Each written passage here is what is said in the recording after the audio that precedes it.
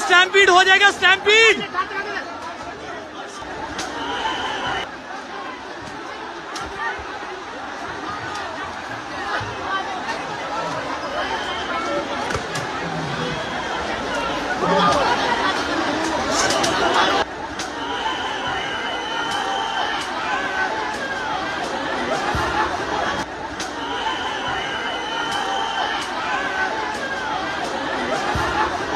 इसने लड़की को थप्पड़ मारा है, लड़की को थप्पड़ मारा है इन्होंने। अभी आप यह देख सकते हैं यहाँ पर ये जो पूरा किस तरीके से जो लाठीचार्ज है वो किया जा रहा है। रायगडातही नीटचा मुद्दा पेटला। अलिबागमध्ये सरकार विरोधात आक्रमक एल्गार। शेकाप रस्त्यावर शिक्षण मंत्र्यांच्या राजीनाम्याची जोरदार मागणी। दिल्लीतील जंतर मंतर येथे नीट परीक्षेतील गैरप्रकार आणि पेपरफुटीच्या विरोधात सुरू असलेल्या विद्यार्थी आंदोलनाला शेतकरी कामगार पक्षाने जाहीर पाठिंबा दर्शविला आहे। आंदोलनादरम्यान विद्यार्थ्यांवर झालेल्या लाठीचार्जच्या निषेधार्थ अलिबाग शहरात शेकापच्या वतीने आक्रमक निदर्शने व निषेध सभा घेण्यात आली। अलिबाग येथील PNP नाट्यगृहाबाहेर शेकापच्या प्रदेश प्रवक्त्या चित्रलेखा पाटील यांच्या नेतृत्वाखाली झालेल्या या सभेत केंद्रीय शिक्षण मंत्री धर्मेंद्र प्रधान यांच्या राजीनाम्याची जोरदार मागणी करण्यात आली। केंद्र सरकारच्या धोरणांविरोधात घोषणाबाजी करत कार्यकर्त्यांनी विद्यार्थ्यांवरील कारवाईचा तीव्र निषेध व्यक्त केला। यावेळी भारतीय संविधानाच्या प्रास्ताविकेचे सामूहिक वाचन करून लोकशाही मूल्यांचे संरक्षण करण्याचा निर्धारही व्यक्त करण्यात आला। सभेला संबोधित करताना चित्रलेखा पाटील यांनी विद्यार्थ्यांच्या न्याय्य मागण्यांकडे दुर्लक्ष करून त्यांच्यावर लाठीचार्ज करणे ही लोकशाहीची गळचेपी आहे। शिक्षण व्यवस्थेवरील विद्यार्थ्यांचा विश्वास डळमळीत करणाऱ्या घटनांची निष्पक्ष चौकशी झाली पाहिजे। केंद्रीय शिक्षण मंत्री धर्मेंद्र प्रधान यांनी नैतिक जबाबदारी स्वीकारून तात्काळ राजीनामा द्यावा अशी मागणी केली।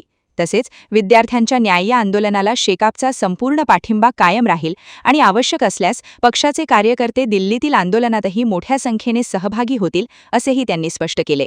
मी स्वर्गीय नारायण नागू पाटलांची नातसून आहे आणि त्यांनी खोटांना घालवलं आणि आज आम्ही या तरुणांच्या पाठीशी ठामपणे उभे आहोत। जे दिल्लीत होतंय ते मला वाटतं अतिशय अमनुष्य आहे। त्यांच्यावर ज्या पद्धतीने लाठीचार्ज झाला त्याचा आम्ही तीव्र निषेध करतो आणि असं वाटायला लागलंय की आम्ही फ्रीडमच्या आधीच्या भारतात राहतोय, म्हणजे ब्रिटिशरने ईस्ट इंडिया कंपनी सारखे वागतायत।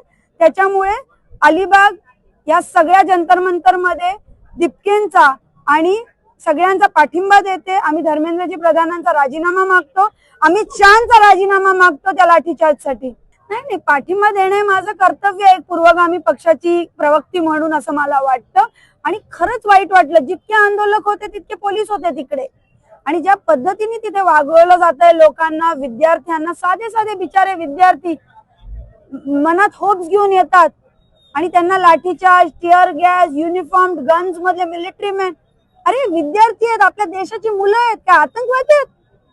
हे चुकीचं चाललंय एकदम आणि याच्यासाठी जो लढा लढायला लागेल तो आम्ही शेतकरी कामगार पक्ष म्हणून ठामपणे हा लढा लढू।